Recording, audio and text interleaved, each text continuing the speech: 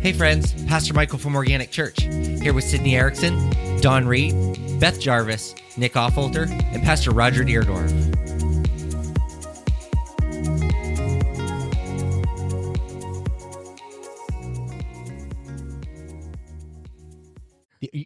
All right, did you push it? Yeah, I want everyone to know the chaos that's going on. 2 buttons. Record at the beginning. When we're done, press stop. That's it. I could figure that out. No, he couldn't. Well, maybe Roger should be just Don't let him lie. on this plane. wheel. Yes. Don't let him lie to you. Well, we're going to try this again, everyone. I'm in the driver's seat. You're in the driver's seat. Yes. Sid is driving the bus. Yeah. Anything going And on? it's the short lately? bus. Oh, literally. Anybody have anything fun happening in their lives? Dawn, I'm sorry, I've got your headphones all Oh, that's gathered okay. up over here. We're good. I found out about 5 minutes ago I might have what is it? A hematoma. Hematoma. That's fun. That sounds like a great afternoon. This is 2 for 2. Last week I started off on a bad note. That too. is true. Oh, okay. Sid has a thing with sharing podcasts with me. Mhm. And so I was listening to the 1986 balloon incident in Cleveland. Balloon Fest. Balloon Fest. Anybody remember? Like, that would have been the year I was born, so I don't remember it. But That anybody was the remember? year I graduated. And when? 86? 86. Oh, yeah. They launched. Were you there? It was 1.5 million balloons Mhm. out of Cleveland. For what purpose? I don't remember. Honestly, I feel like they should have kind of highlighted that more. Yeah. Yeah, I But- think it was to make Cleveland like great again. Yes. Kinda. Yeah. It was a. Like Oh, make they were trying to America great? They were trying to break a Guinness World Record. Disney the year before had Yes. launched anywhere between 1 million and 1.2 million balloons. Okay, at the opening of Disneyland or Disney World. Yeah. It doesn't Had to matter. been One or the Disney other. World. Okay, Disney World. There you go. Yes, you're right. Disney World. Yeah, Disneyland's in California. Yeah, they launched 1 million to 1.2 million. They don't have an exact count. Apparently, Yeah. at some point they just gave up. I don't know. But then they launched 1.5 million balloons out of Cleveland to break that record. They did not think it through fully. And so there were a lot of things that happened when they launched. So the bad weather had started to roll in the night before, but they had a window where they could launch. And so they just, without a care in the world, let go 1.5 million balloons. It caused all kinds of chaos. So it closed down a very small airport, Yeah, like yeah. a regional airport, because they couldn't see anything. There was a search and rescue happening on Lake Erie. They were looking for a man who had fallen overboard on his boat, but they couldn't find him because all of the balloons were in the water. Which that's kind of like, And they said that chances are he had already passed Yeah. away long before the balloons didn't stop them from at that point they were already looking for a body. recovery. Yes. Yeah. So anyhow, but all of this chaos that it created, and Canada got 3 million, or what was it, 300,000 balloons or something Yes, like that washed yes. up on their shores, and it was a disaster. Yeah. But I absolutely loved it because it was chaos. The whole thing was I feel like that's my life. Yeah, I was gonna say, yeah. Everything about it was chaos. The whole thing. Yeah. Yeah. I was listening to it doing a route that I'm not on all the time, so I didn't really grasp onto as much as I normally would because I was kind of focusing more than I normally do. Yeah. But anyone else have anything? I don't think my headphones are working. What color are you? You're green. Yeah, Beth is So great. I want this. Okay. Check. Can someone talk? Okay. Is that good? Up or down? Okay. You're fine. All right. Okay, she's good. I Everyone. can't hear her if she talks. Well, on the we mic. can't. I know. Well, Yeah, never- she's got to talk in her microphone. We need to get her a lapel mic. We're gonna put it on her Yeah. head. She's gonna get a headset. One of those gamer headsets that has the little stick. Yeah, microphone yeah, up yeah. front. Mhm. Oh yeah, because then it wouldn't hurt my earrings. Oh my Oh. gosh. my Oh, glasses. Lord have mercy.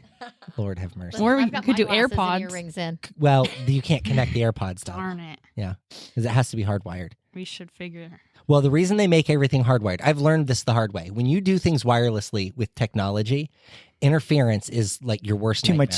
static. Yeah. So if you notice during Sunday mornings, the TV on the right-hand side will occasionally glitch out and go multicolored and whatnot. It's because those are done with an IR signal. So it's like a remote control signal from the booth to the TV. And so somebody's cell phone going off can create that interference. At one point, I think I narrowed down whose cell phone it was, but there was one person that used to come in the church. They don't attend here anymore, but when they would come in, And I'm thankful they don't because they ruined our tech all the time. No, I'm kidding. Go somewhere else and wreck their tech. No, they would come in, and honestly, it was like as soon as they walked in the building, everything that was wireless went to crap. Like whatever their phone signal was just wrecking everything. So You think since they left the church, that might have been a plan? maybe I don't know. could have Maybe they had like a jammer on their phone and they were jamming the signals. But it created interference with the wireless microphones, the TVs, like all sorts of stuff. It was every time they were here, I noticed it. It was strange. I'm just very busy with my granddaughter till the end of the month. Well, that's fun though. Till the end of the month. Yeah. Yeah, it's fun. Does she live around here? She lives in Massachusetts. Oh. Massachusetts. And she told a great joke last week, which we got to share last week on Wednesday, which we got to share on Sunday. It was fantastic. But she wouldn't share it herself. Yeah, that's okay. I tried, but That's she's okay. like, No. is he going to trick me when I get up there? Is he going to make me say? I said, he well, at won't least- make you say it. At least she went up and Yeah, told she us. came up and told Aw. me. It was a really cute joke, too. The joke is, what do frogs like to wear in the summertime? Open-toed shoes. It's a good one. I I thought don't it think was it's in there. We don't have that one? Yeah, it is somewhere, but we have Oh. to figure out which one. Can't mess it Put up. in. Yeah. Yeah, and don't touch any buttons. Sid. You know what happened last time? Jeez. Now, also, Sid, real quick, I'm going to give her a lesson, so everybody just listen quietly. As long as that number is still going up, we are recording. Got it. If you see that Okay. number not going up, we have a problem. Okay. Well, it's not now. Okay, well, you we just got a touched problem. something. No, I'm just kidding. Now we have a problem. And what else is new? I'm leaving for Florida tomorrow morning. Nice. Oh, okay. Oh, yeah. Where are Well, you going? good. I never say it right. Lido Keys, Oh, I don't know where that's at. Siesta Keys, and then you go over the bridge, and it's Oh, Bougie. The long, bougie. the long road to nowhere. listen, it's beautiful. I mentioned on Sunday morning that I'm trying to get myself an RV. I You think did put that right in there. I'm close. I think I'm close. I was listening to your sermon today. Yeah, I think we're Have close. anything to do with some of your favorite Christmas shows? No, it doesn't, but that will definitely be a bonus. Like you'll see me out there in my goofy looking You hat, and could- my white robe. Yeah, you could decorate it like that. Yeah. I don't know what we're going to do with it though. That's the problem. It's 34 feet. I have a spot, and we can Airbnb it. Well, so Alyssa and I were talking about that. I said if I were to just rent a spot at whatever Mm-hmm. lake all summer long, back the RV in, and we can just drive out and stay when we want to, Right. and then rent it the other days. Absolutely. Pays the payment, right? Well, Yes. even All of these things, I just need to be super clear. My wife is a hard no on all of those things Darn. because I am the worst when it comes to running my own business because I'm like, yeah, but now if we just upgrade the TVs Yeah, or there now you if go. we just listen, you need a cap. listen, my Elvis, like That doesn't make any we do difference. so much Elvis stuff now. It's crazy. And it pays pretty well. And so I had enough money saved for another jumpsuit. Rather than continuing to save, I just bought a jumpsuit. Oh, we've got exactly enough. Oh, Buy gee, it. let's Back tell, to let's zero. tell the world. Yep. Ding, ding, Let's ding, tell ding, the ding. world. Back to zero. Yeah. So I ordered a powder blue jumpsuit from Pro Elvis Jumpsuits, which is the company that I buy from, and they are fantastic. Now, here's what I did not think through with this. I bought the jumpsuit.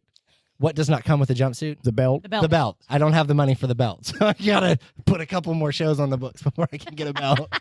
Shh, don't tell my wife. Go to Walmart. Yeah, They just sell give me a belts. black belt. Well, I have a universal belt, so it's gold, and that jumpsuit has silver studs. So Oh, you that's just you can't that's mix. gonna Can't do clash. that. No, Can't no, mix and no, match. no. So Yeah. yeah. Yeah. Sid, what's our topic tonight? Yeah. Well, the topic for tonight is: are there any situations where you think it's acceptable to lie? Okay. Go ahead, Roger. Jenny told me I talk too much on the podcast and I'm supposed to be It's quiet. My grandma told us, well, me. I was like, don't laugh too much because I was just there. That's where that soup came from. I'm like, oh, yeah. Well, it's never okay to lie. Maybe hide the truth for a little while. Mm, That's Slippery not really slope. a lie. slippery slope. Well, yeah, it is. Here's, But what what? I'll challenge the assumption with this thought and this thought Okay. only. Santa Claus. Santa Claus. Right. And when I saw the question, I was like, kids, like right away, kids. Like, Right. I feel like you have to. Just watch with Miracle them. on 34th Street. There That's are- your answer. There are Yeah. some things that are not age appropriate for children, right? Well, yeah. So it's not that I want to lie to my kids, but there are some things that I don't feel like I need to explain to them. Well, and like you Right. said, you don't want to explain to them right away. Yes. So omitting the truth is not necessarily lying. I Right. don't love the idea, but I think there's a time and a place for every conversation. And I don't think that you can tell kids. I don't think that at 7 years old I could explain homosexuality to my son. How about the tooth fairy?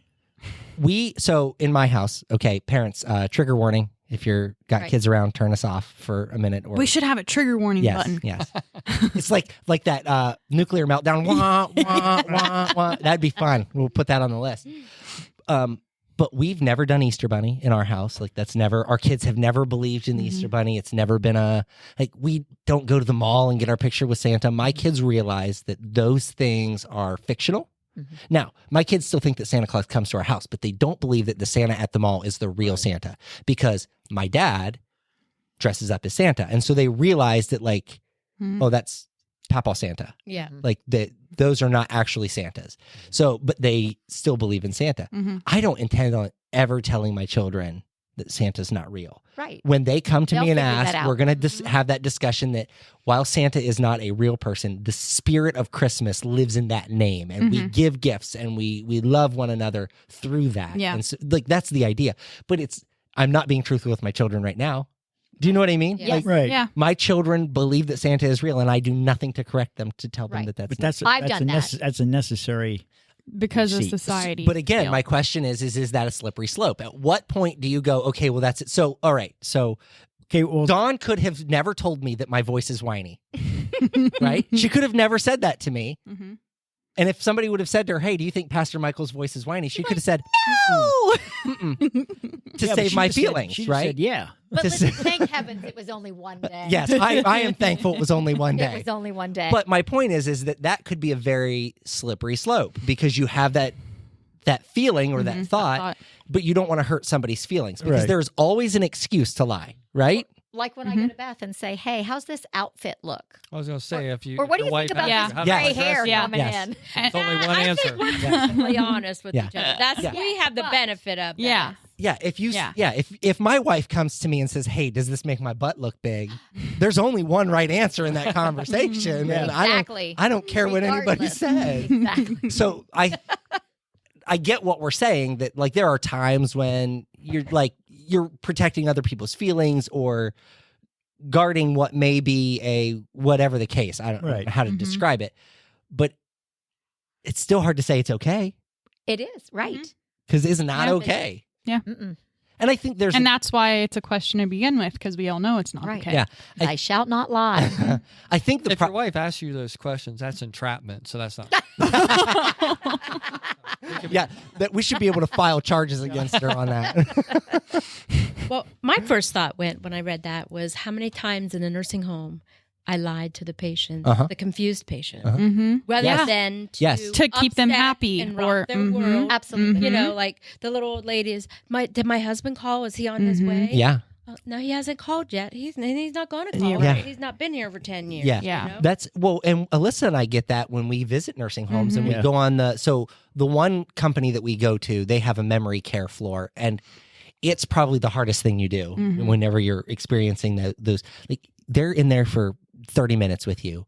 And the first 3 minutes, they're super engaged. And within 5 minutes, they have no idea where they're at or who you are Yeah. or what's even happening. And it just it becomes very chaotic for them. And I'm in their house and they don't know what's really happening. Right. And so you just have to play along. And we had one lady, she freaked out and she started throwing water on people. But you're do you okay. do? Everything's Yeah. fine. You know what I mean? Like it's really hard And to. 40 years ago when we were in nursing school, it was all about reorient. Yeah. And then you got these combative patients. Yeah. Right. You Yeah. know? With Or the woman- experience, you learn. Yeah. Just go with the flow. Yeah. Just- Or the woman whose husband died. Why tell her every day, make her relive that pain? Yes. Right. Why? Right. Yeah. Mm-hmm. I had a friend who he and his wife both got sick at the same time. They both got COVID at the same time. She passed away while he was in the hospital. And the family chose not to tell him that his wife had passed away while he was recovering. That was probably a good decision, right? Was it fair for him to be sick and in the hospital recovering, knowing that his wife had died and he could do nothing about it? Right. He couldn't bury her. He couldn't say goodbye. And he might have given up. That's what I'm Exactly. saying. Right, And so they opted not to tell him and he made full recovery. But then he had to deal with that grief and that Process it. loss Yeah. much later than Yes, so just there's a lot of like absolutely. Yeah. it's not okay, but I think you always have to question the intent behind the lie. good point. Yeah. Are Yeah. you lying to hurt or to cheat or to steal Mhm. or to deceive or, things like that. I think we Yeah. always have to look at that purpose. But That's God's good. word makes it very clear. Yeah. Well, and that's the thing. We can't bend that. We can't bend it to fit our Mhm. narrative, and that's what makes it hard. Yeah. Mhm. I'm sitting here now. I'm feeling convicted, and I need to go home and tell my kids Santa's not real. I don't know. Like, is that what I'm supposed to do? See, when you said you were going to just you're not going to tell them, Well, see, my dad and stepmom sat me down, and I, at that point, was like, is this going to be about the birds and the bees? Like, that's what I'm thinking. And it wasn't. It was about Santa Claus. But, I still was like, at that point, I'm like, I really want to believe him, in him, but I know that maybe it can't be, Yeah. But I mean, I'm not gonna lie, I'm like, I shed a tear or two. I'm like, okay, they just confirmed it, but they're like, we didn't want you being the weird kid in 8th grade still Yeah. thinking Santa Claus is real, you know? My aunt and uncle convinced my nephews that Santa was real until they were far too old to believe that Santa was real. And I mean, go to great lengths to do so. I'm talking, they would hire a guy to deliver the presents on Christmas Eve. They would set up a video camera and Wow. try to catch him. And their shoes, I think it was a pair of Air Jordans or whatever it was at the time, a pair of shoes. He left them on the roof by the chimney. And they had, it was a whole thing.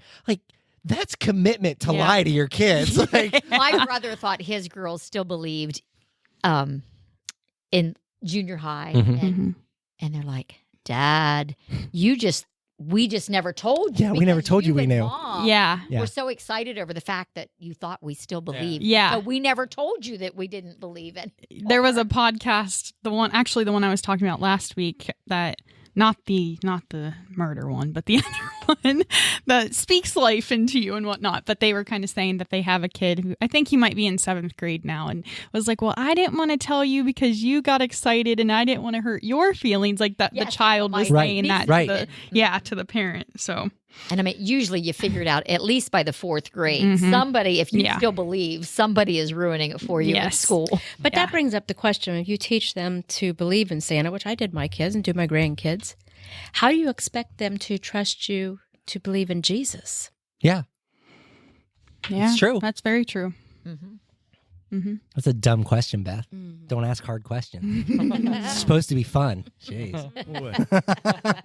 You should have gave us that question throughout the week so we could have prepared for that. Listen, Beth is a It's lot like a mic drop. Beth is a lot like my wife. Just a fun sponge. Just take the fun right out of everything. Jeez. No, I'm kidding.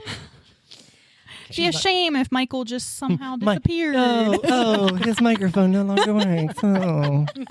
Well, at least he's not turning mine off. Oh, jeez. Well, so Repeat your besides- question. Repeat your question. Repeat my question. Yes, I think it's important Okay. to repeat it. If we allow them to believe in Santa Mhm. and teach them that, how can they trust us to believe in Jesus? So When we you're saying tell that about Jesus. I tell them that Santa is real, and then all of a sudden I just rip it away from them. Yep. How are they ever going to believe that we're telling them about Jesus? Is this one of those Santa tricks? Just trying to, yeah. It's a great question. Yeah, it is. And you could technically tell them, well, I didn't tell you Santa Claus is real, but you fed into it, Yes. you know? You never told them that Santa wasn't real, Right. Yeah. which is the real problem. Mm-hmm. Well, and then another thing that I always did with my kids at Christmas, we always read the Christmas story. Uh-huh. Mm-hmm. So we would always start before we would open gifts or anything, and we would read. See, we work it as a devotional through the Christmas season. We just start at the first chapter of Luke and we work through all the way to the 24th. It's just 24th chapter. Then we do, obviously, the birth of Jesus. Now, we do other things like Elf on a Shelf. Again, trigger warning for parents if you've got kids around. Easton still firmly believes that his elf is real. And he can't touch him and No, everything? Oh. no, he is convinced that his elf is real, but Somebody wants in, I think. he will. They can get in. Okay. They just want to be annoying. It's Steph and Andrew. I don't know what they're doing. Probably causing trouble. But he will push boundaries and try to touch the elf because he's on that border where he's like, if it's real and I touch him, he won't come back tomorrow morning. And if nobody knows I touched him and he comes back, I know he's not real. Uh-huh. You know what I mean? Like Yeah. he's a thinker. He'll process the whole thing. And last year he told us, "Hey, Dad, I touched Jaden and he still came back." And I was like, "You son of a gun." Well, what do you say in that case? I just told him, I was like, "Well, Santa's not going to be happy with you. Let me lie some more." See, honestly, maybe in that point, I don't know though. I feel like at that I could have been like, okay, but since you have Adeline, Right. you know what I That's mean? the challenge. So Yeah. Aaron and Aiden have always been really good about just allowing it to roll on. Like they don't talk about it one way or another, but they both know that if they were to tell the kids that Santa wasn't real, like that would be devastating Yeah. for them, and it would not bode well for the two big boys. Like I would be beating somebody with a stick, and not because I don't want my kids to know, but like the emotional turmoil that comes with that is just it's overwhelming. Yeah. So I don't want to. But anyhow. They've always been really good at it, but they also get excited on Christmas Eve to help put the presents under the tree, and they get to eat the milk or eat the cookies and drink the milk. And like that's for them, that's part of now is the tradition. And that's what we do as they grow out of it. We allow them to become part of the part of the evening. I think as a parent, if you do it right, if you're sharing the idea of Santa Claus with a spirit of love, Yeah. you know, and giving and all of those things. See, because a kid can't understand what happens in the biblical world. They're Right. too young to quite grasp everything that goes on there. So I think so it's a simpler way of kind of helping them grow those skills and emotions to give and to love. And I think as they mature, if you've done it right, they'll grow out of that. But I think if you're at the same time, like teaching Jesus's birth, the story of his birth, and teaching them about Jesus, I think it'll kind of, it's like handing the baton, maybe, so to speak. Right. You know, you start off with something they understand with the same ideas, and something that gets them excited, you know, because just like your granddaughter said, I think I just want to go to children's church. church. Children's church. If I can't have that phone, I think I'll just go to church. Well, They're just not ready for that yet. But the idea of Santa Claus and all that gets them excited. Yes. But it puts everything in the right perspective, I think, until they get older. And if that sticks with them, I think it will carry on into a relationship with Christ. So as long as you're not, say they're 6 years old and you're like, hey, just want to let you know, he's not real. Well, wait, hold on. Tell your friends. Hold on, though. You're going to have to ask Alva because she did that with my dad. And actually, I think Dawn was like 6 and my dad was like 5. Ooh. I don't know the reasoning, but I do know that they did do that. So I don't know why, but more to come on that, I suppose. All right. Well, we'll pick Alva's brain on that one. Again, that was 50 years ago. Yeah. Well, and yeah, I think the part of the problem, the reason we have this discussion as deep as because let's be honest, that's not the only lie that we tell, but it's the one we're stuck on right now. Right. Because it's the one that like is the most common for probably everybody that's listening. They've either believed that Santa was real or they've told their kids that Santa is real. I think the reason that we discuss it so much now is that Christmas has become so commercialized Right. that Christmas is about gifts and giving and all of these things. It's not about a spirit of giving. It is about physical giving. It's about giving of gifts. And so, you think about, is it Red Cross that does the red kettles? Yeah. Red Cross. No, Salvation. Salvation Army. Thank you.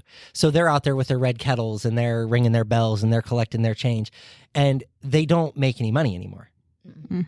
Like they can't. Like that used to be how they would take donations all year long. That one spot, that one season, they made more money than they did the rest of the year. Well, now that doesn't work, and it doesn't work for a couple of reasons. Number one, nobody carries cash.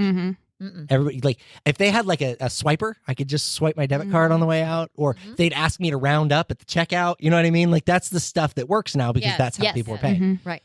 But it's become so commercialized that it's not about the spirit of giving. It is about physical giving. And so Santa gives gifts, right? And one of the things that I think is troubling is that, so one of the things, and I pride myself on this, and every parent, I hope they eventually catch on to this, we do not post pictures on any social media of our Christmas gift. We don't take a picture of the Christmas tree with all the gifts and say, Santa came. Our kids are so lucky, because there are other kids and other parents who cannot do what we can do for our kids. Absolutely. Now, Well, and at the end of the day, they're tooting their own horn. exactly. Whoop-de-doo. That's all they're doing. All they're Yeah. trying to do is make themselves look good. Listen, I don't have to give my kids gifts in order for my kids to like me. I Right. mean, they don't like me anyway. So gifts are not going to change that, right? Gifts or no gifts. Yeah, right. No, my thing is that we have become so obsessed with the idea that Santa brings these gifts. Like, listen, Santa doesn't bring iPads in my house. There's never going to be a thing because Santa makes toys. Right. Mom and dad buy iPads, and we tell them, like, hey, there is a gift under the tree from Santa, a gift. Everything else mom and dad bought. So they understand the value of what it is that they're receiving for Christmas. Yes. And Easton opens up. He's like, you paid for this? Like, it blows his mind, but he understands that there's a cost associated with all of those gifts under the tree. My son is adamant about that exact same Yeah. scenario. And I want to be very clear. Again, we don't post it because I don't want anybody else to see it. But even more so, I have 5 kids. Yeah. So when you see all of the presents under our tree, it's, whoa. It's really not that much. It's really like there's 5 kids that are going to open all of these, and we're going to be done in 10 minutes. There were 5 of us growing up, and I mean, at the time, I don't know, I think I was a teenager, and Cindy's like, we want to go around and do one by one now. Oh, Like, geez. this Oh, is geez. stupid, you know. But now I'm like, well, it makes sense. There were 5 of us, and it's like what's Chaos. going on? Chaos. Nobody you know? gets to enjoy it. Nobody gets to look and see what Alyssa's Yeah. mom used to make everybody hold up their gift, and she would take a photo. I don't know whatever happened to any of those photos, but everybody was like that. Hold up your gift. And she would snap a photo so that she could enjoy it. You know what I mean? Yeah. I'll tell you a funny story about that. I think this will be our Christmas in July episode. Yes, this is Christmas in July. Right? Jingle bells, jingle That'll be the bells. title. Lily's birthday is Christmas Day, and we did a half birthday party for her. while See, she was there here, you because go. She never gets a Oh, summer there you party. go. There Yeah. you go. Yeah, like Oh. my kids get mad about some of my kids. They get mad. They're like, we don't ever get a summer birthday party. Our stuff's junk. 'Cause they My don't- son said, "Don't call it a birthday party. She'll want one every year." We call it a birthday party. That's his problem. Yeah. All right, what was your story, Yeah, Nick? When I was married to my first wife, we would always have to go to her grandma's on Christmas morning. Mhm. And yeah, she had a rule. Kids and adults, everybody had to go to the tree, get their gift, open it in front of everybody, and then thank her and her boyfriend Oh, geez. for the gift. And it was a whole process. Like I said, kids and adults, everybody had to do it. And they did not like me. I don't I know was why. gonna say, I'm like, this is not going to turn out good. They just never warmed up to me. You never thanked them, did you? Yeah, I was gonna say, not in the right tone. Right. So I remember two years in particular. The first year, I unwrapped my gift, and I get tube socks. Not a pack of tube socks, one pair of white tube socks, clearly out of the pack. That's what I got. Thank you for my Right. tube socks. I could say something. The other year, I got women's perfume, Oh. and not At least it wasn't and used not like because a, I've had used Oh, yeah. hairspray. Oh, yeah. not like a gift box of perfume, just the bottle. Just the bottle. Just Was there they- anything like, in it? Clearly she was came like, out. I don't like this smell. We just gift it to Nick. So whatever's laying around. Yeah. I think they were There we trying go. to send you. Yeah. So So it was always like, what's going to happen this year? I loved Can't wait to see what I get. I've always considered myself a self-proclaimed best gift giver. Like, I am very thoughtful on my gifts, especially with my wife. Very thoughtful. I take a lot of time, plan them out. Like, it's meticulous. Okay. And so every year I try to outdo myself from the previous year. And that's pretty hard to do. Like, one year I bought her a Le'Veon chocolate diamond. Now, everybody's like, oh, that's bougie. Okay. First of all, it wasn't. I bought it at K Jewelers. It was on clearance, like 90% off. I'm not joking. It was like $4,000 and I got it for next to nothing. The best part was when it got there, it was the wrong ring. It was a more expensive ring and they gave it to me for that price. I was like, yes. So anyhow, I got how do you beat that the following year? Because it's the only thing she's ever told me that she actually wants. Like, my wife doesn't tell me she wants anything. So I'm guessing. It's constant guessing. Like, all year long, I'm probing and asking questions and putting that in the back of my mind and writing it down. Her mom, on the other hand, was the world's worst gift giver. Okay, so there was always a stark contrast when we would go to her mom's for Christmas. I am particular about my clothes. I like to, and I used to wear nothing but dress shirts and ties all the time. That was all I was ever in. And she bought me a tie one time. Okay, and tie is like that classic dad Christmas gift anyway. This thing was like maroon, pink, lavender. It was really god-awful ugly, okay? But it was a narrow tie. It didn't have the little thing on the back where you could, like, the extra string, like, would tuck down inside of it. It didn't have any of that. I don't know where she got this thing, like, from Goodwill or whatever. But it was the ugliest tie I'd ever seen in my life. And I was like, oh, thanks so much. I love it. I hated going to her house because I don't hide. Like, my face tells everything. Yeah, tells everything. So I was like, oh, this is nice. Thanks so much. The next year, and my wife always told her mom, like, we don't need gifts. You don't have to buy us anything. Well, I'm buying you something. And my wife said, okay, I want a pair of pajama pants, but I just want, like, plain pajama pants. Plaid or striped or whatever. All out. No, like, I don't want any, like, animal print, or I don't want any, like, stuff on them. Just plain pajama pants. And I swear to you, polar bears all over these pajama pants. The ugliest pajama pants. She just didn't get it. Like, she just was like, oh, she said pajama pants. These are in her size. We're going to buy these. Just throw them in the cart. The next year was the year I got the year that I had started pastoring. I didn't have my license yet. And everybody knows I love Monopoly. Right? She buys me Bibleopoly. It is the dumbest game I have ever seen in my life. Really? Oh, it's so stupid. It's so stupid. So dumb. So dumb. We didn't even open it. Like, we looked at the stuff. I'm like, nah. So it just is in the closet, unopened, just living there. And I'm like, one day I'm going to take it to the cemetery and sit it on her headstone and she can have it back. Well, you don't know if it's dumb then because you didn't play it. It's the same rules as Monopoly, but you're buying things like the Ark of the Covenant. And, like, listen, I'm just not in for it. You're not buying your faith. No. Gotcha. Yeah, I'm like, this is just a dumb concept. Anyhow, I say all of that to say that, like, I always had to do the, like, pretend like these are nice gifts, like, try to be as polite and kind as possible, but being untruthful. Yes. Yeah, and the whole time I'm Ralph. thinking, this is the dumbest thing I have ever seen. Well, and I always taught my kids when they received a gift, whether they liked it or not, you were going to say thank you for it. And I'm thinking, like... So, I taught my kids at a young age because sometimes my in-laws did not buy very good gifts, or Caitlin always got the exact same thing that the boys got. Yep. Yeah. That happened to my boys at Alyssa's grandma's. So it was like 47 great grandkids. It's a lot of great grandkids. And she would go to Kohl's with her charge card while everything was on sale, and she would just buy a bunch of everything, take it home and wrap it and put a name on it. Like, it didn't, gender neutral. Everything was gender neutral. Yep. And my kids got, like, Monster High toys, which is a little girl's play set, but, like, Aaron got this, like, it's a Monster High, and it was like a piranha plant. It was the dumbest toy ever. And he's like, Dad, this is a girl toy, so you turn around and say thank you right now. But it's not like there was no way she could have ever known. Like, she didn't see my kids. She could have never known what my kids liked. Like, would have been impossible to do. So finally, she got smart. And she started doing $5. Everybody got a $5 voucher to the Quaker Cinema and a box of theater candy. Like, so your gift certificate was attached to the box of theater candy, and it was in a big old bag, and you would just pick your favorite theater candy out. So if you liked Sprees or Smarties or whatever, you just take your box, and you got your $5 attached to it. Nice. And then we would take the kids to the movies on Grandma. Right. Like, it was genius. It was genius. But there was no way she was ever going to keep up. Well, and that's like the whole quality time thing. Like, bias experiences more than gifts and whatnot. Like, that was an experience. So as a side note, one of the things I was talking about on Sunday was getting Alyssa to let me buy an RV. And we found one. And I don't know, like, I would like to say I'm this close to getting her to let me buy it, but I don't know if that's true or not. I'll find out when I get home tonight. But the first one we found was brand new, and it was like $109,000. I was like, that's a mortgage payment. You're not buying that thing. Yeah. And we thought it through. Like, we figured the down payment, and, like, here's what our payment would be. And we're just like, the quality time is now important to us. We want to be able to have time as a family.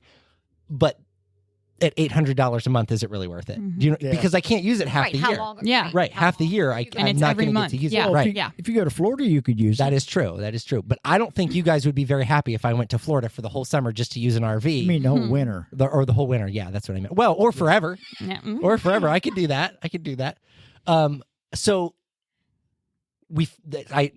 text our salesman. I was like, hey, thanks, but I don't think this is going to work. Like, it's just too much. If you find one in this price range, we would be interested. Sure enough, he fires one off today. It's exactly what we want.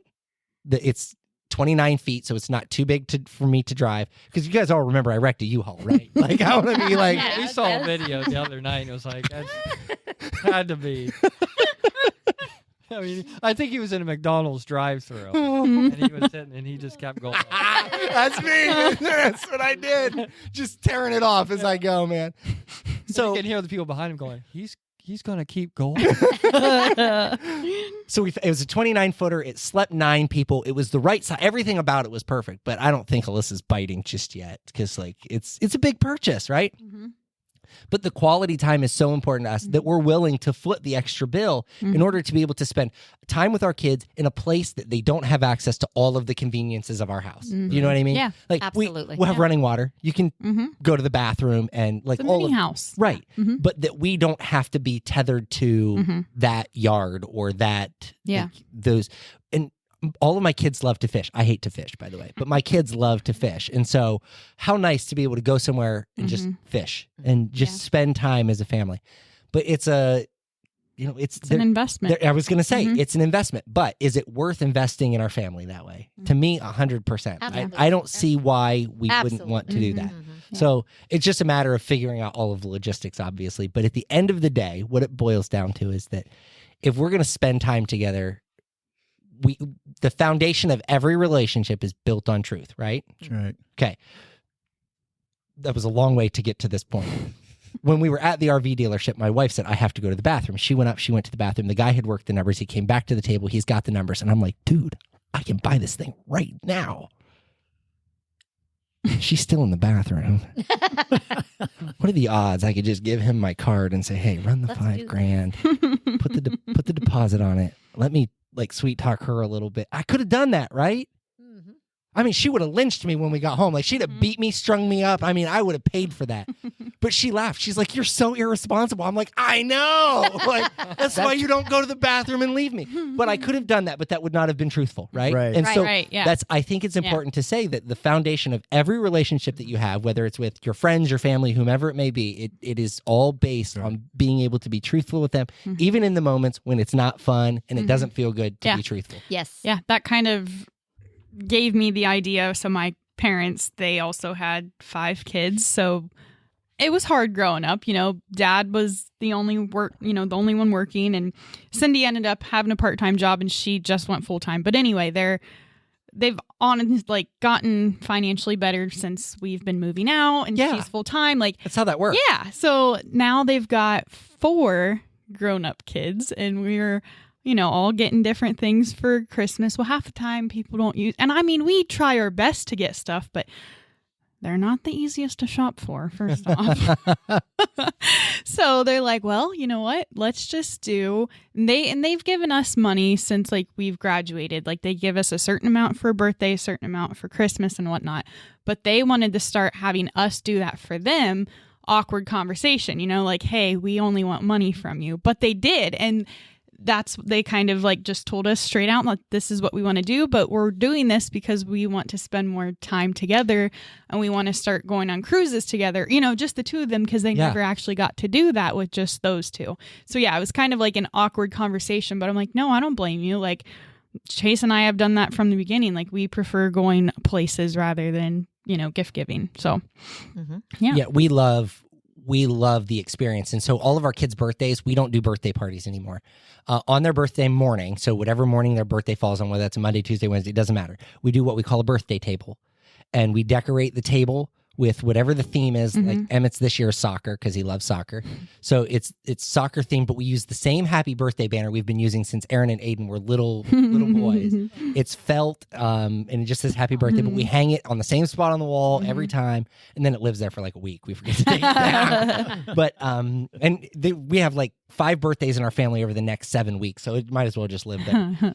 We do cinnamon rolls in the shape of their age, and then they open all of their birthday presents that morning from us. That's their birthday party. Yeah. Right? So it's with the family, immediate family. And then they get to pick where we go and where we eat, whatever day we get to celebrate. So Emmett, we're celebrating him this coming Sunday after church. And he said, I just want it to be me and my friend, and that's it. So Easton and Adeline are going to my parents' house. It's going to be Emmett and his friend. We're going to Sluggers and Putters for the evening, for the afternoon.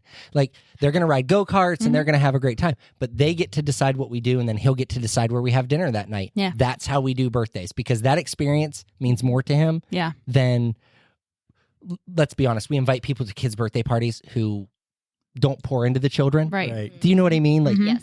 I'm Yep. not trying to be mean. It just very direct though. But my brother is not like, he's not connected to me and my sister, like my mom and my dad. Like, he is kind of like, he's an outlier, and we see him at functions like that when he's invited. But sometimes you invite him and he doesn't show up. Oh yeah, And I so was gonna say you don't know. for me, why would I waste money having a birthday party, feeding all of these people, and then they're not kids that like, they're not people I want pouring into my kids anyway. Yeah. So I just move on. Like, we just have better things to do, and we find experiences for them, and then we pour into them. So Yeah.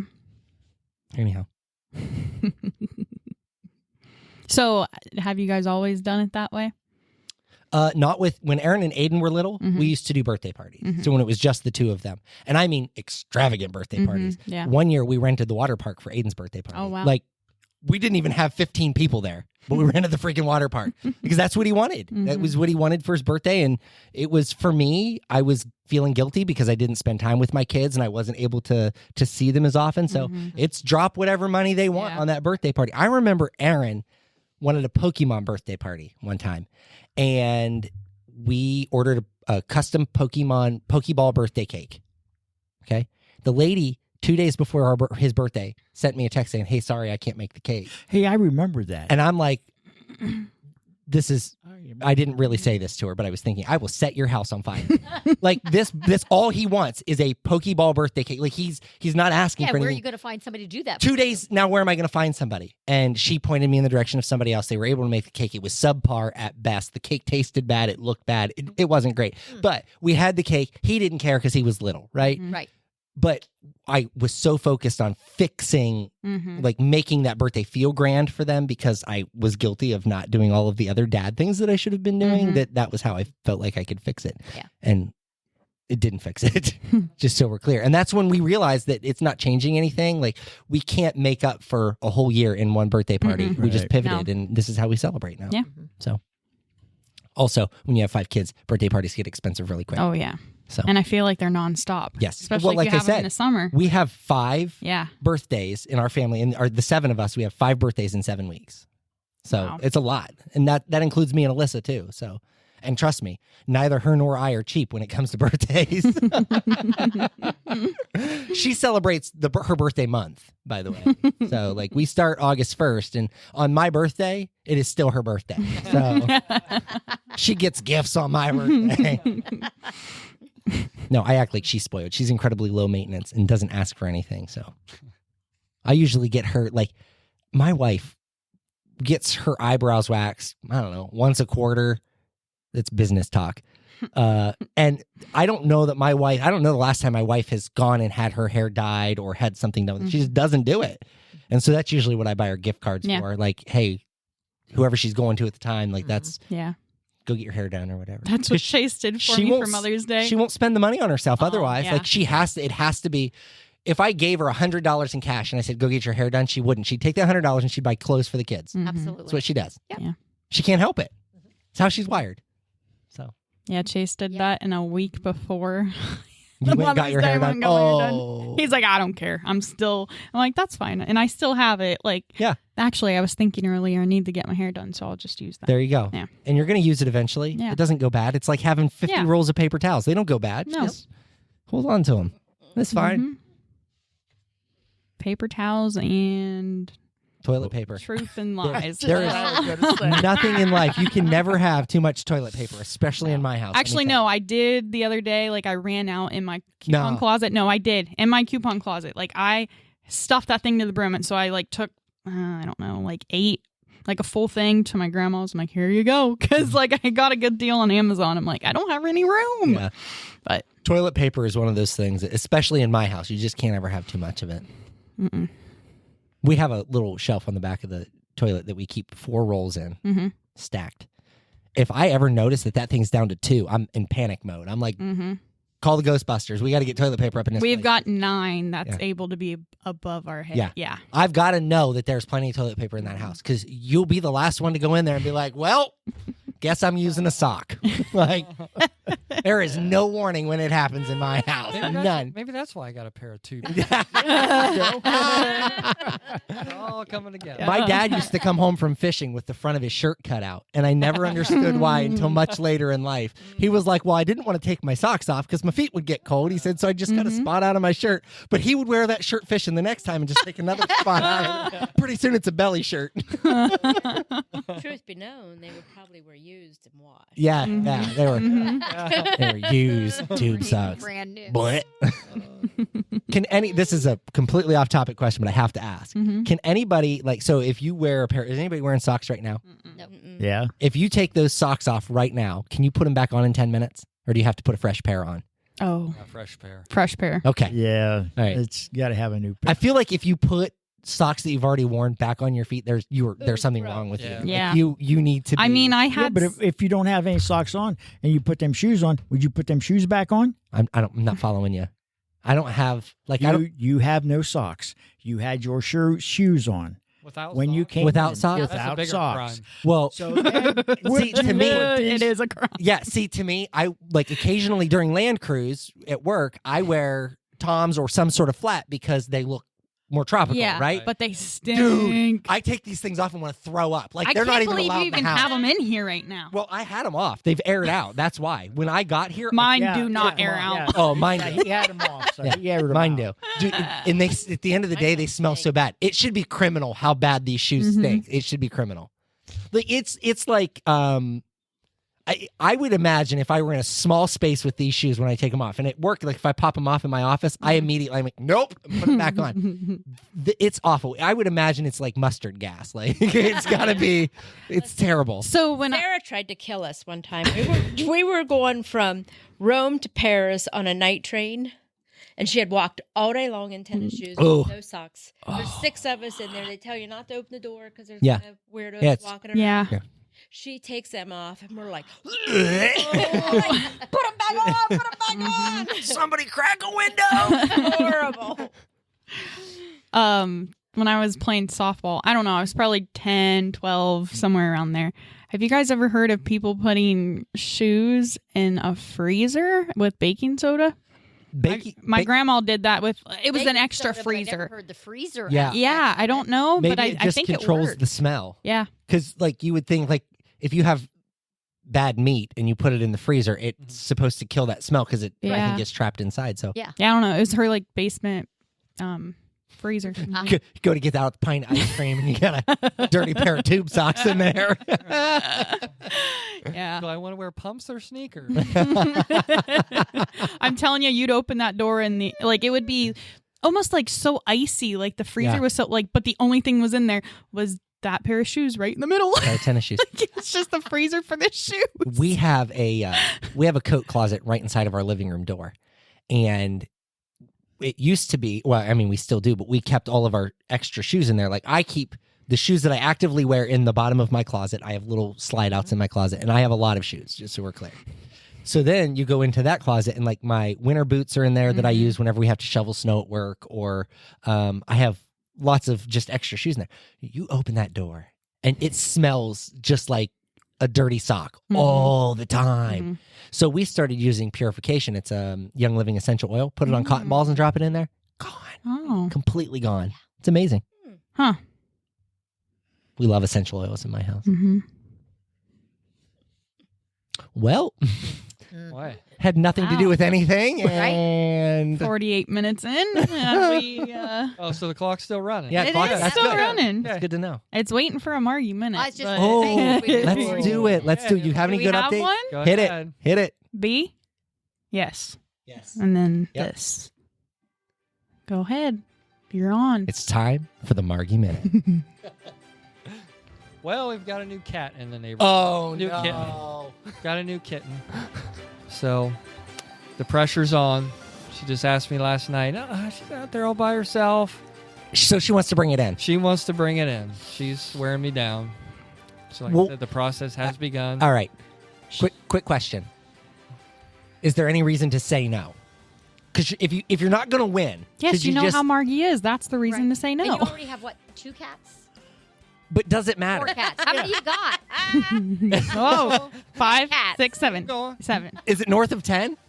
9. We're above 10 now. Oh, Oh Really? my gosh! man. I think I've only I mean, seen if you pictures count of the the 2. inside cats and the outside cats, yes. Lord have mercy. You just have the 2 in the house. And we though. just took we talked about the orange Orange right? one, yeah. So we got it fixed, went through all that. We did try to put the shock collar on the orange cat. It ran right through the boundary and just kept on going. Like the So boundary collar. yeah, And it didn't work. we have 2 cats that are on shock collar. Did you have it jacked up? Oh yeah. No, he meant the cat. So the other 2 cats, they got it right now. They understood it very well. But this one just ran up in the woods and didn't want to come back. He's up there. Bah, bah, bah. If it gets past the boundary, it'll quit. It'll stop. So That's too bad. I cannot believe Margie allows you to use an electric collar. No, on it was her big idea. cats. No way. Well, it's either that or they run out into the road and get Oh, killed. that's true. So What- she's being and her- studious and the- with her. And the vet told her that it works on cats. So we But- tried it, and sure enough, it works. But this orange cat didn't take. So Did you have to go hunting now the we're orange like, cat? well, we don't know what we're going to do because now it just might be an outside cat. We're putting it in the garage at night with the other 2. So we're just kind of seeing what's going to happen with it. I was gonna say, now you're down a collar and the cat's missing. Like, Well, that's cat ran off with the collar. She was like, "Well, I'm really not concerned that the cat run away as much as it was wearing a $130." Yeah, right. collar." Exactly. Yeah, the cat stole the shock collar. Injected with $130 insulin. Yeah. And if you've got more than 10, No. what's one more? Well, that's my point. This one's not the diabetes. This is Okay, this is okay. nothing. That's what I was gonna say. Is it really worth fighting if she already knows she's gonna win? So I put this into perspective in my world. I want a new jumpsuit, right? Is there any point in fighting it? Because eventually I'm going to get a new jumpsuit, right? Like I'm gonna book extra shows, whatever it takes to make it happen, right? And when I do it, she's like, all right, fine, whatever. I don't want to talk about it anymore. Just do it, right? Like I wear her down to that Yes. point. Oh yeah, and The cat's moving in, Nick. The cat is moving in. Or at The least cat's in the garage. bag. Yeah, the cat is in the bag.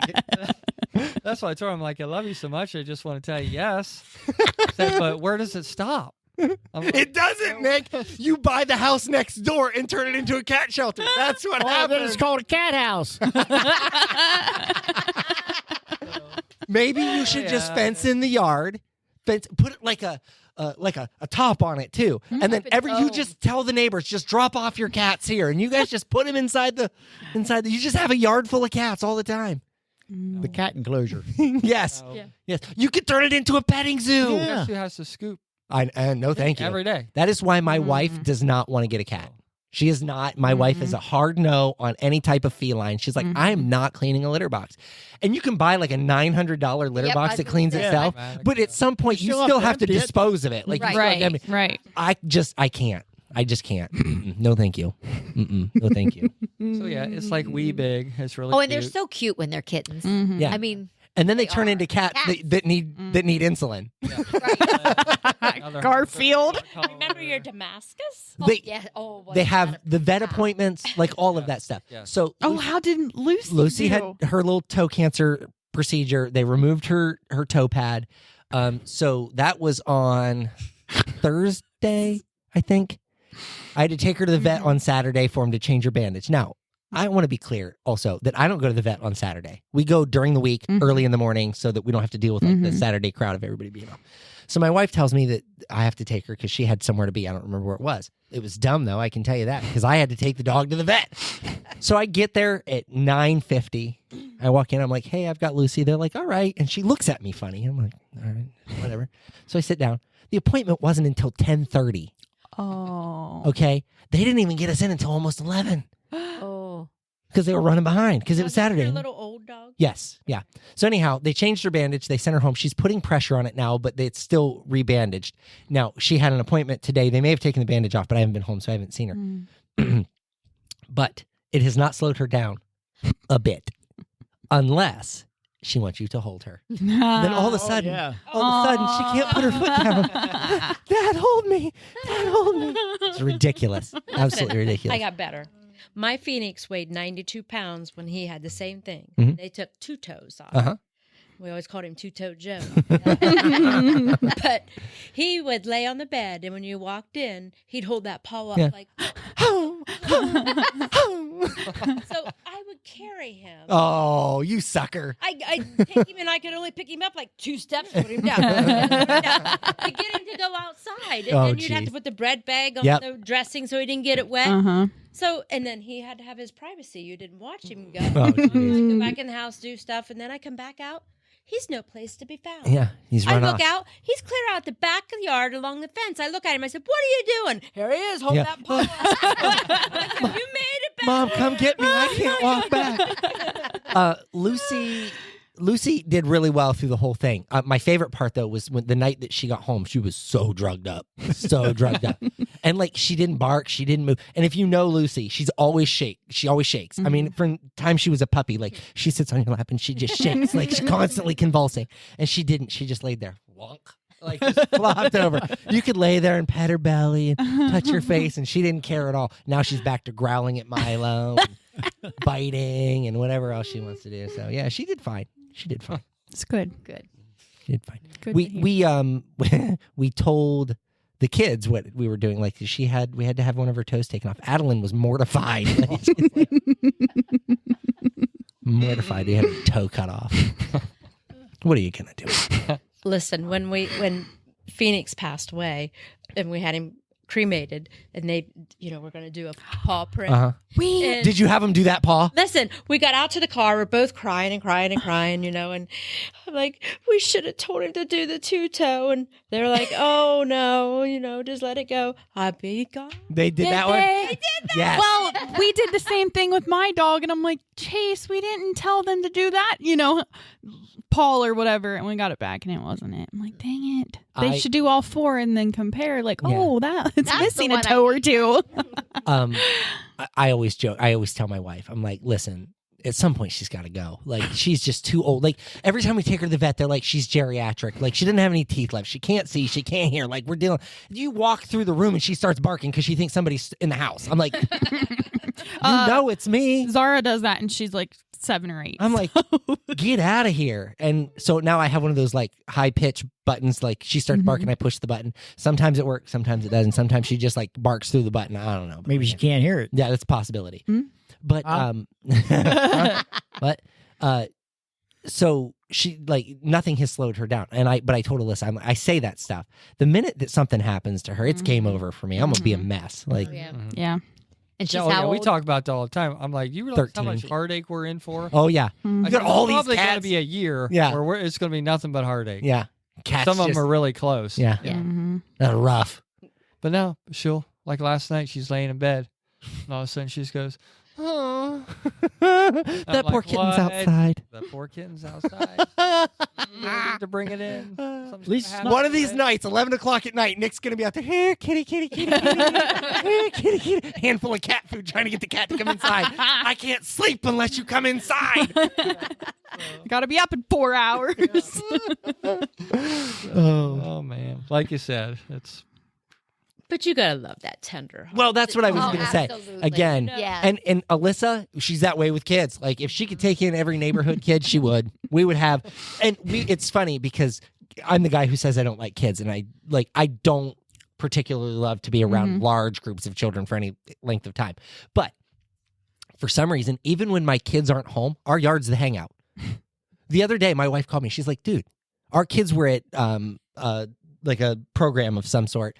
And she's like, all of the neighbor kids are in our front yard right now. So even when you don't have kids, Our kids aren't home, and all of the neighbor kids are playing in our front yard. What's going on? It's the meetup spot. But, here's what I was going to say, and I said this to Alyssa, but what better place for them to be? At least Yeah. we know they're safe. Everybody is there. We know that nobody's getting hurt. Like, we're Right. okay with that. Yeah. We're Yeah. okay with that. Yeah. They said, go to the Brindleys. Go to the Brindleys. Well, and what happens is our kids tend to be kind of the hub of all things that are happening in the neighborhood. And so it's probably because they're the troublemakers. I don't know. No, I'm just kidding. But so, like, the one neighbor boy came over to ask if they could come out and play. Oh, they're not here right now. Then another neighbor comes over. Oh, can they come out and play? Oh, they're not here right now. And now they're hanging out in the front yard. Like they're playing on the tree swing. And I mean, they're just hanging out in the front yard. They get out the scooters and start riding our kids' scooters. Well, it's whatever. Next thing you know, Alyssa's like, what do you want to eat? Yeah. Pretty soon we're feeding them. Like now we just put out bowls of food for the neighbors. Here's a bowl of goldfish. The kids are out there on their hands and knees eating out of I don't know. It's like I'm feeding feral cats. I don't know. About that, Nick? It is what it is. Yeah, but the kids know that there's love at that house. And again, they all know that they can come there and they're safe. That I always talk about that one little neighbor girl that is always. But you know what? She comes down there and we set boundaries with her. Here's how it works at our house. This is what we're going to do, and she's good with it. Like she's like, all right, I know I can't mess around here because I'm gonna get in trouble. So it changes things. But that's what kids need too. They need structure and discipline. And I don't mean discipline like they need beat. They need to know that here's what we expect, and here are the consequences if that is not met. And they typically kids like that more than you think. Absolutely, they need it because it's the only thing that teaches them how to survive in a world that doesn't want to have rules. So So my grandkids know that with me. Yeah, I know, because everybody says, do you want me to call Grandma Beth? Yeah, exactly. I mean, they do it to Noah. They do it to Roz. And you want me to call Grandma Beth? You want me to call her? And I'll call Grandma Beth right now. really? I will call Grandma We're gonna Beth scare those kids. right now. But they're not afraid of They're afraid they're going to get beat. Grandma Beth chasing around with one of her shoes. Yep. Did you hear that there's a boutique outlet in Canton? I did. I was so excited. Yeah. And I'm very disappointed. Holly's going to go this weekend. And you don't get to go. Yeah. So Beth likes to shop at what we call the boutique, which is really just Goodwill. But she calls it the boutique. And she gets all of her shoes super cheap. She always finds the best thing. I go there and find nothing. Same. Nothing. Now, I'm interested in different things. I don't go through the clothes rack. Like, I go over to the electronics and I dig through the vintage toys and stuff. I never find anything. But there's an outlet. There's a Goodwill outlet in Canton in the old Circuit City building. Is it new? I don't think it is. It's been there for a little while. I saw it the last time we went to, what's the trampoline park? Oh yeah. SkyMax? Sky Zone. It's not SkyMax. It's Sky Zone. Sorry. Different. Don't talk about Sky Zone like that. Okay. We bougie. And I noticed it, but it never even crossed my mind to tell everybody that was there. And then Courtney found it, and well, you know what's so funny is Courtney used to make fun of me. Oh, guess who does it now? Well, listen. So she sends me a picture of her shopping cart. And it's like overflowing. And I said, Tyler, you guys just cleaned out your basement. Is she trying to fill it again? Because, I mean, it was a cart full. I don't know what she bought, but it was a lot of stuff. But that's how I feel at Yin's Bins. I'm like, I don't need this. I don't need this. I really had to force myself to walk away from the auctions. Because, like, that little aroma diffuser. But every time we ask each other, you need anything? Yeah, I got about 3 things to pick up. Like, yeah. I'll send Sid a text when I get there, and I'm like, hey, do you have anything to pick up? She's like, yeah, here's my code. She sends me her code, I scan it, pick her stuff up. And I want to just say, this is, again... Now, what auctions are you buying? Like Wall Lakes or local? No. It's called MacBids. MacBids. And it is Amazon returns, Walmart returns, like it's just return stuff. Yeah. But where do you pick it up at? In Canton. It's on 62 across from the Walmart. Can you bid on that stuff? Yes. So but then trouble now. Okay, listen. Okay, everybody's going to have a code. Listen. So MacBids. MacBids. Okay, so this little doodad right here is $150 brand new. Okay, and this is an essential oils diffuser. You can buy the essential oils that go in it, or you can put. I paid $20 for this thing, and it's $150 on Amazon all day, every day. I paid $20 for it. Now, the thing is you take a risk. It's obviously used. Yeah, right. So you take a risk. I bought a drone that was busted. It didn't work. Like, I got a walking. It's not a treadmill, but it's a walking mat pad thing that you can like put under your like bed or whatever if you're not using it. I got it for $35, and it was originally $200. Yeah.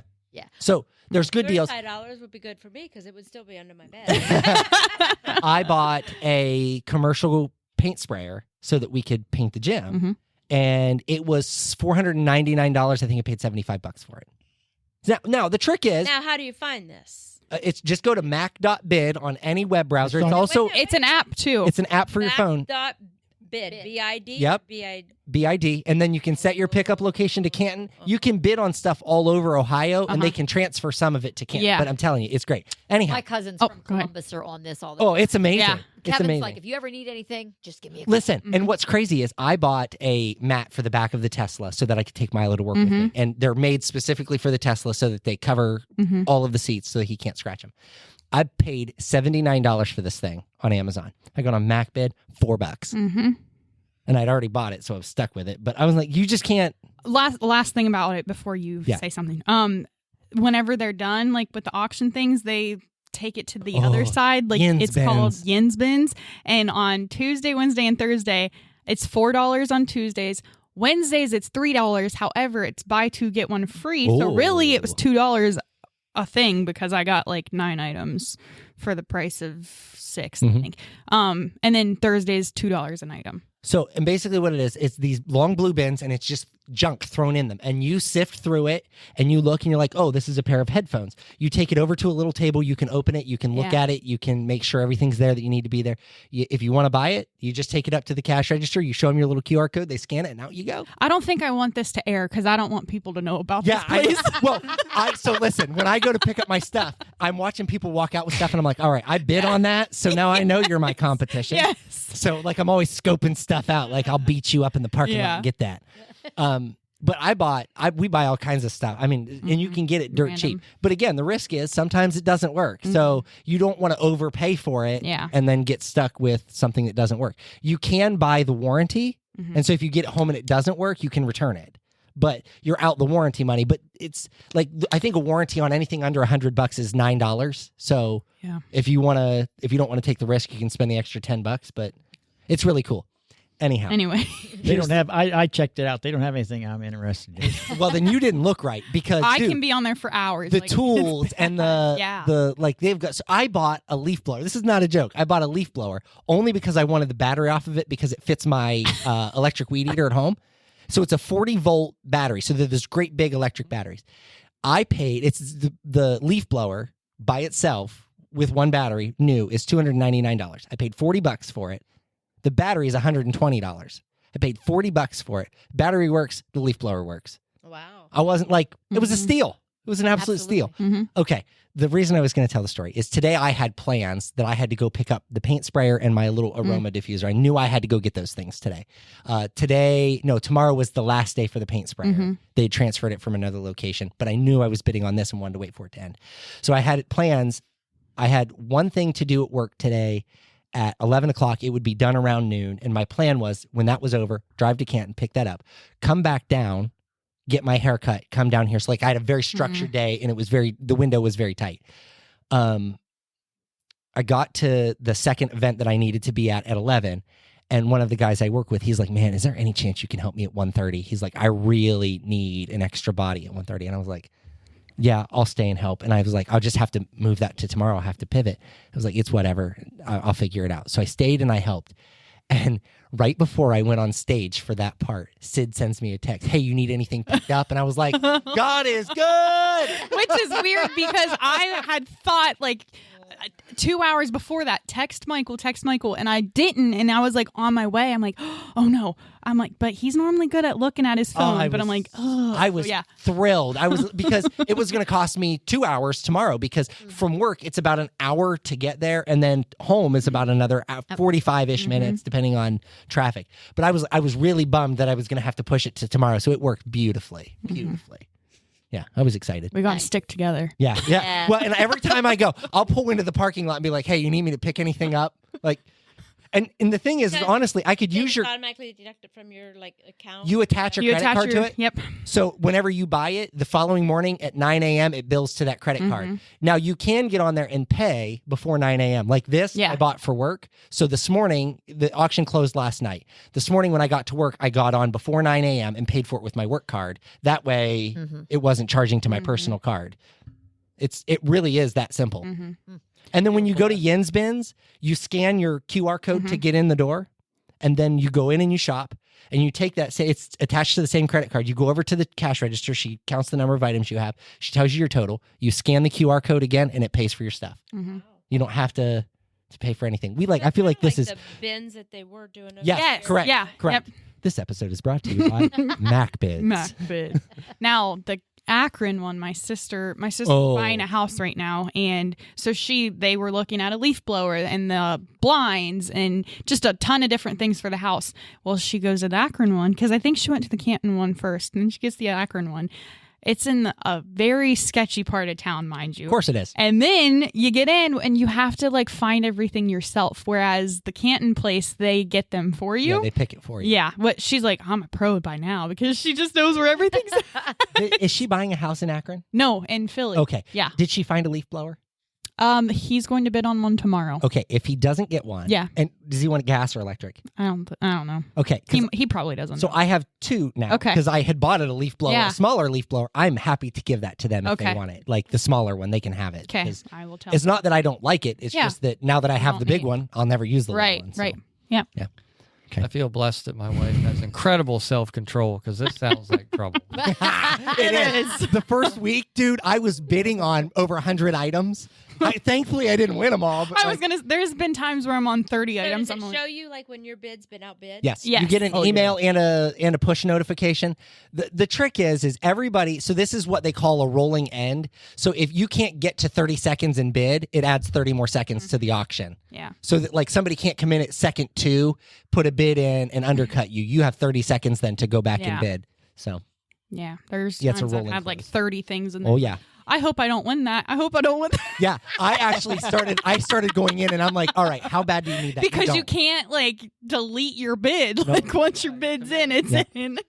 And I have had some crazy experiences. Like I had the one item that was completely broken. It was junk. And then I had another one that I bid on.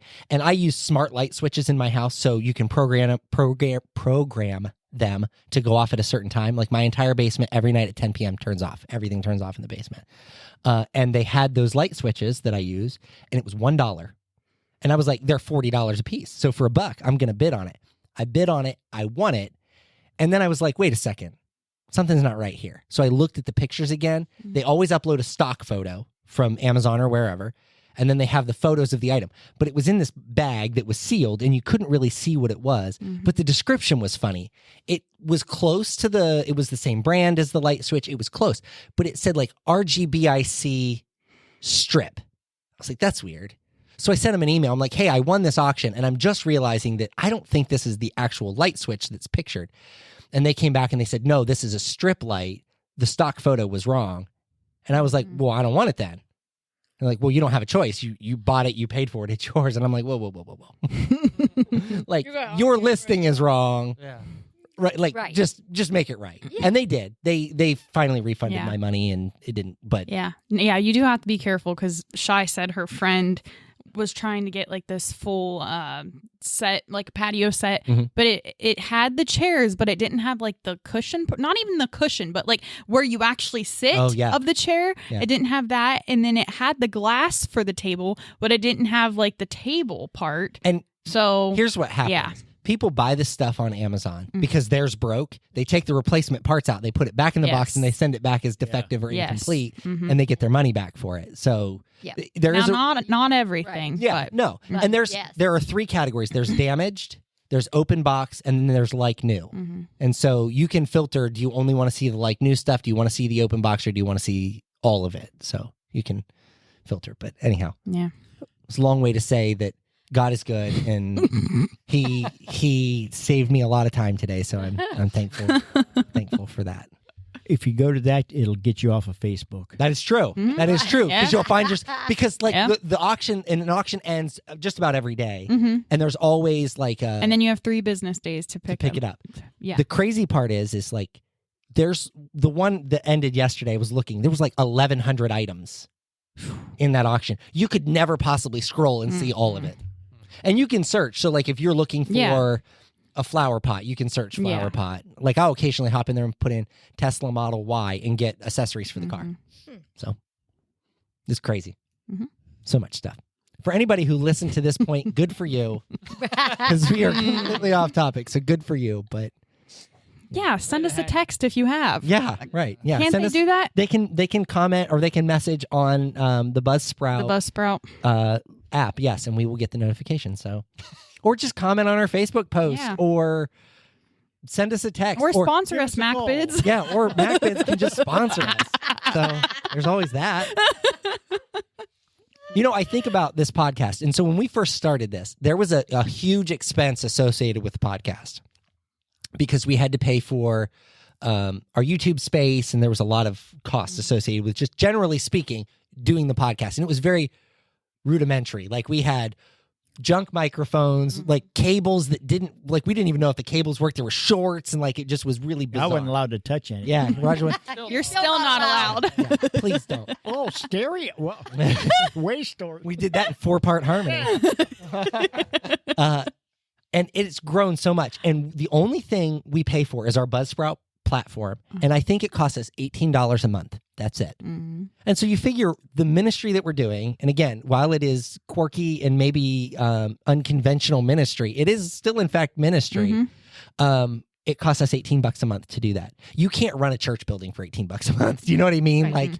You can't keep the lights on. You can't pay the water for $18 a month. So I've always felt like this is a great way to be in outreach. I will say that it's surpassed what we ever thought it would be, but it's also changed from what it originally was to what it is today. Yeah. So I think it is definitely growing and changing and hopefully making a difference in people's lives. Yeah. Let us know in the comments below. Let us know in the comments. Oh, that was good. You need to record some of those. Yeah. Please give a verse for us today. Yeah, give us a verse. Give us something. Tie us back. Good night. What do you want me to... Let me find it here. Michael has James 5:14 written That's down. really old. Oh, okay. That's never mind. really, really old. Never mind. That was the episode that never made it to air because it didn't say thank you, Jesus. Because apparently there was a reason that wasn't supposed to go to air. That's for a later time. Yes. Yeah. Or never. Okay, let's go Psalms 101:7. I will not allow deceivers to serve in my house, and liars will not stay in my presence. There is a scripture, and I don't know the exact one, that says that there is basically no room in heaven for a liar. That a liar will not inherit the kingdom of God. And that is a scary thought. Yeah. So now I'm sitting here saying I've got to reevaluate this Santa Claus thing. Well, I got to reevaluate this. I'm just going to go home and just tell my kids. No, you're kick not. the door in. No, you're not. what I wanted to add to this is, everybody wants the truth. Of course, I'm thinking of Tom Cruise. You can't handle the truth. But that's the case. A lot of times we want the truth, but we can't handle the truth. We don't know how to process. But is it our responsibility to feel that way? Like say I were to lie to you because I don't think you can handle it. Is that on me? Up to you? Yeah, I don't think that should be up to me. I should be able to say to you, hey, Nick, I want to say something to you, and I'm going to say it with the most love possible. And it may sting a little bit. And when I say it to you, it is your responsibility to process the emotion that comes with that. It's my responsibility to be able to be honest with you and to be able to speak life into you. And there are a lot of people who don't like their pastors to do that. Let's be clear. I was going to, I'm sure plenty of people, their pastor tells them something like that, and they leave the church. Well, yes. And there are some people that like to flip flop. So let's just, I'm going to give, how far in this are we? 1 hour and 17 minutes. So it's not our record, though. No, but it's still really long. If I were to come to you and say, I'm trying to come up with a weird topic. Let me think. Okay, say you came to me with a problem, and Margie wants to adopt another cat, Pastor Michael, and I really don't know what to say to her. And I say to you, well, Nick, do you want another cat? And you go, no, I absolutely do not want another cat. And I say, well, then you need to explain to Margie that you shouldn't get another cat, right? I say that to you. You go back to Margie and you say, well, Pastor Michael said we shouldn't get another cat. He says we don't need one, right? Okay. So now listen, there are some people that do this. Yeah. Okay. All the time. Or I say to you, well, just like I said to you now, well, I mean, what's one more cat? It's not going to hurt. And now Pastor Michael says we should get another cat, and I don't like what he said. Do you see what I'm saying? So a lot of times what happens is the words that I say, and any of us as Christians, and we speak life into somebody, it doesn't matter what you say. They use that, they twist it, and they make it something that it was never intended to be. Yes. Instead of saying, you know what, that was a hard truth that I just heard, and I need to process that emotionally, deal with that, and then be able to live life with knowing that. Yeah.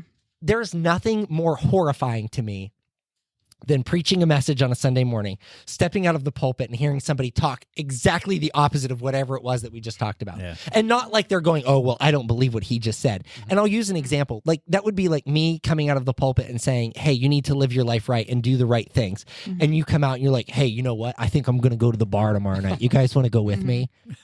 Yeah. What? Yeah. Yeah. Like that's the kind of, but it happens week after week after week because people don't actually want to hear the truth. They want to hear it. They want to sit in the sanctuary and hear it, but they don't want to have to live it. They don't want to have to process it. Yeah. So. Yep. Good Christians have to be able to accept hard truth. I do have another good one. Let's go. Build on it. Yep. Okay, it's Proverbs 6:16 through 19. There are 6 things the Lord hates. No, 7 things he detests. Haughty eyes, a lying tongue, hands that kill the innocent, a heart that plots evil, feet that race to do wrong. Page 2. A false witness who pours out lies, and a person who sows discord in a family. So they've mentioned lies twice. You know, another good one in that, somebody who sows discord in a family. Typically, when you're doing that through lies. You are typically saying to somebody, hey, did you see what so-and-so did? Did you hear what just happened? Can you believe that? And you take that situation that was intended to be, it may have been an innocent situation, and then you twist those words and you make it into something that it's not. Yeah. It is insane to me how often that happens. And another way that can happen that's wildly dangerous in my opinion is parents who don't know when to let go of their children.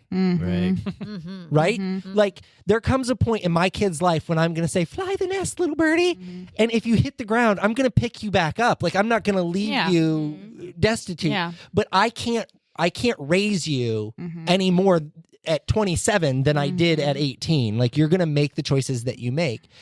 But a parent who can't let go of their children and then they start getting involved in relationships and they start getting involved in marriages. And let's face it, like, because I live in the world of event planning, like, oh, you're getting married? Let me help you plan your wedding. And now mom wants to spend $20,000 and the budget is $5,000. Yeah. Do you know what I mean? Like, that's the kind of stuff that you can really do and not even realize that you're doing it. Yeah.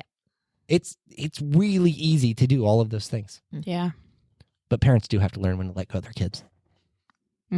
My parents wouldn't talk to me unless I talked to them. Like they're like, we raised you to be grown adults. Like we want you to be responsible for yourself.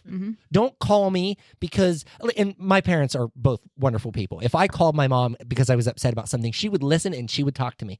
But she's not going to call me and say, so what's wrong? What's going on in your life? My mom's like, if you need something, you're going to call me. Right. And when I call her, she's going to be like, toughen up, buttercup. Quit crying about it.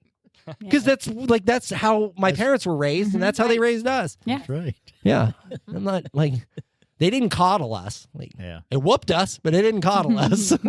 I think as parents, though, when you watch your adult children make mistakes and you know that they're going to sink, and just to stand by and let it happen, but you have to. Well, okay. And I mean, not saying let them sink, but I mean, you can tell them all you want. No, what are you doing? Exactly. And it's almost like they have to learn. My 16-year-old knows better than me. Like he's 16, he knows everything. For sure. I know nothing. Yeah. I know nothing. And I always try to tell him, I want you to learn from my mistakes, not your own. And he's like, I'm not you, Dad. I'm like, right, you're not. You don't know any of the things that I know because you haven't done them yet. In 20 years, call me. But then your dad probably did the same thing to you. That's exactly. And I said that to him. I said the same thing to my dad. I said, and it doesn't matter what I say to you right now. You're not going to hear it. You're not going to know it. You're not going to believe it. But I'm telling you, in 30 years, when you are 36 years old, I'm turning 37 this year. Am I turning 37? I said, you're going to call me and go, Dad, you were right. I should have listened to you. That was the hardest phone call I ever made to my dad. Like, Dad, I just wanted to tell you. You knew a lot more than I gave you credit for. I thought you were a jerk, but man, you actually understood it. You just didn't want to watch me screw my life up. Yeah. But that's a hard one to do. It is. It's a hard one to do. That kind of goes with the lying and the truth telling, Even if it When doesn't, bite it's your good life tongue. advice. Indeed. It's good life advice. So I'm hoping that people who were sitting through the Mac bids thing have made it to this point because this is good stuff. This is to good wait an stuff. hour and a half for Yeah. They're now on Mac bid. Yeah. They're all on Mac bids paying no attention to us. How They're all- about we just cut that part? yeah. Snip that out. Edit of the that out. Yeah. We can cut it back. We won't tell all of the Mac bid life story. But I was going to say too, you said that, and I look at parents who they're not even waiting for their kids to fail. They're actively involved in the decision making of their kids, and so they're not talking them out of those bad decisions. They're allowing them to make. Well, they're living through the vicariously through it with them. because they want to be friends and not parents. There comes a point, like I'm 37, 36, 37. I don't know how old I am. Here's the thing: I am past 35, but I am before 40. Okay, and I will be that way until I hit 40. And when I hit 40, I'll be somewhere between 40 and 45 until I hit 45, and then I'll be 45 and 50. That's how I'm gonna do it. I don't know. I don't care. When they get to that point, then they're going to realize what life is about, right?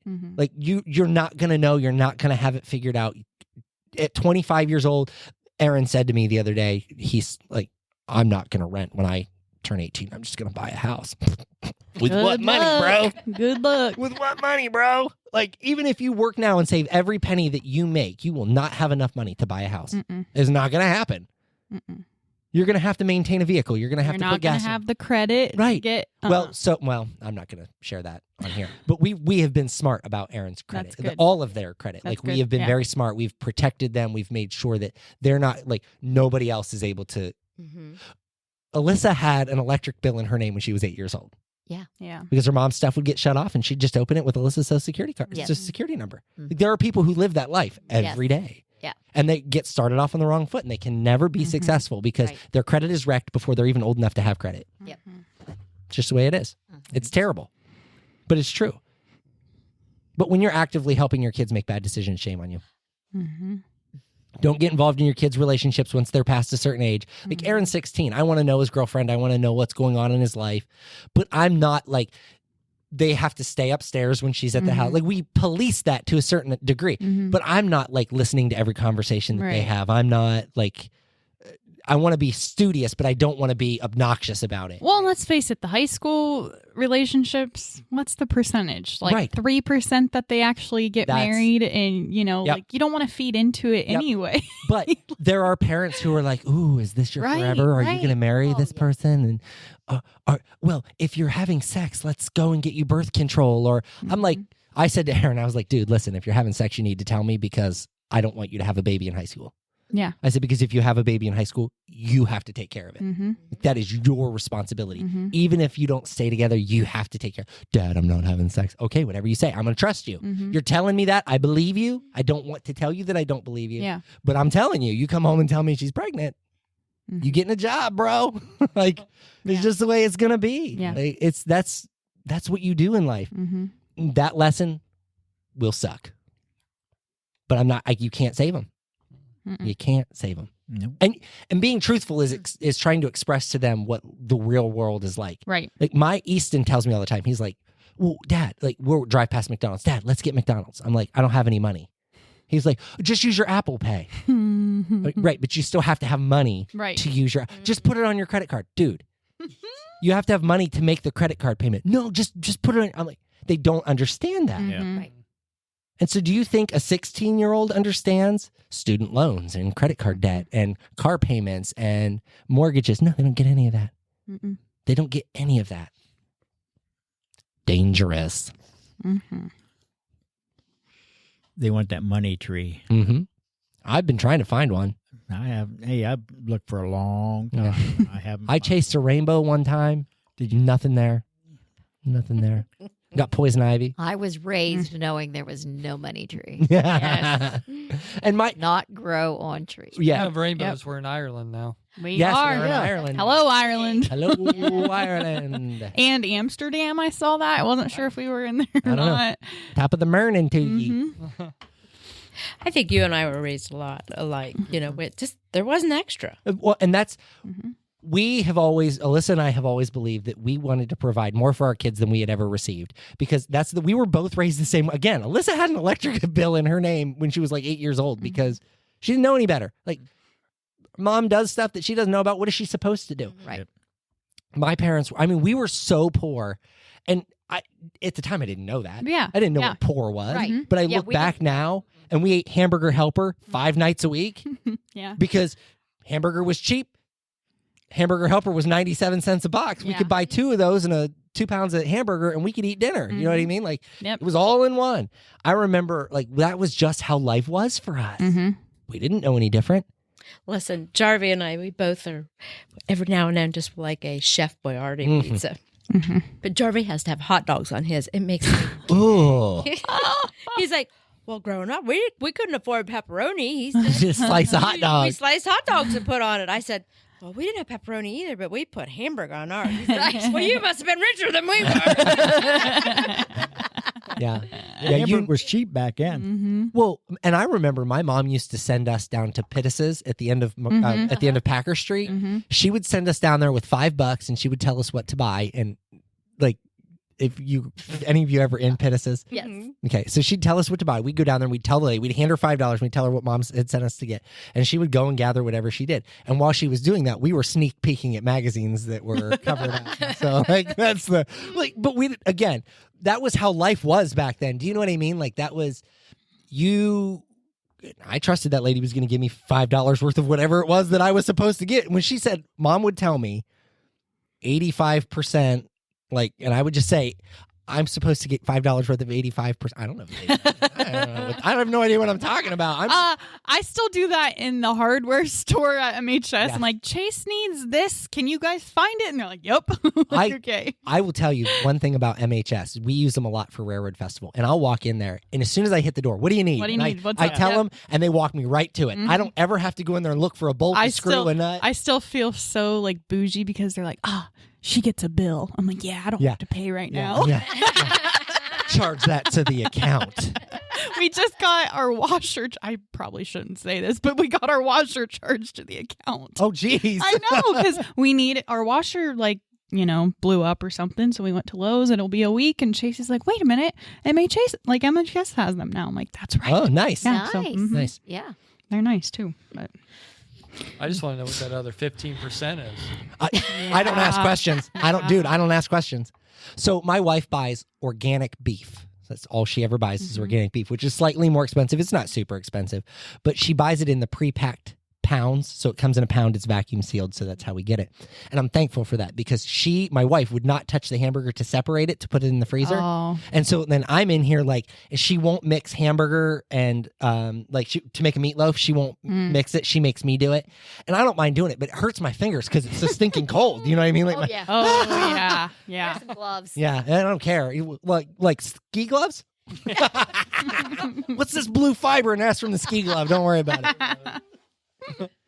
Trick is to have some dishwater. So you put Yes, yeah, exactly right. Exactly right. Dry them, then you go in and mix some more. Yeah. Yeah. Usually I just dance around the kitchen. It hurts. Yes. Yeah, that's all she wrote. That's all folks. she wrote. How long did we go? How long was that? 1 hour and 31 minutes. Yeah. Most of it not on topic. That's why I love this podcast, y'all. That's the other 15% of. Yeah, what is the other 15% of this podcast? The 15% is actually the podcast. You're right. The 85 is all the garbage. The you gotta deal garbage, with. yeah. You got to sift through it to get the good stuff. The fatty stuff of the burger. The fatty stuff. Yeah. Yeah. Not if you buy good burger, it's not bad. True. Yeah. The organic. We're the opposite, though. We're mostly fatty, a little bit of good. Oh, goodness. All right. Well, who wants to pray us out? Any volunteers? I think Nick needs to do it. Nick hasn't done it in a little while. All right. Nick's had a kind of a pass. Pass. All right. Lord, thank you for bringing us all here together tonight. Just help us always to find the truth in your word and always stay true to that word as much as possible. We know that we live in a world that a lot of times can be dishonest with us and take us down the wrong road. But just always help us to see past untruth help us to see past the lies, and help us just get to the core of what your nature's supposed to be and what we're supposed to do with our lives, and always just be as true to you as we would want to be true to ourselves. Yeah. I pray that everybody makes it home safely tonight, and hopefully we can all meet back here again next week. I say all these things in your precious name. Amen. Amen. Amen. Hey friends, Pastor Michael again.